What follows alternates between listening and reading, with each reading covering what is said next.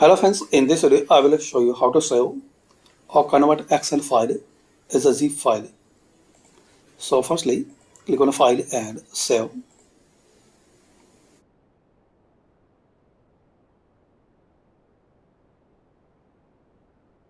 After that,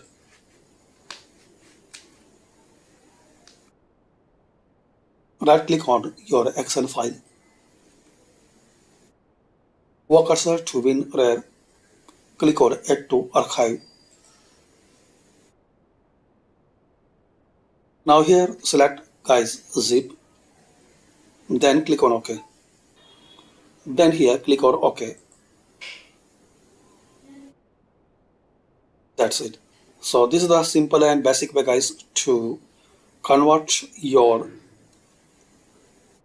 Excel file into zip format. Thanks for watching. Please share, like and subscribe this channel.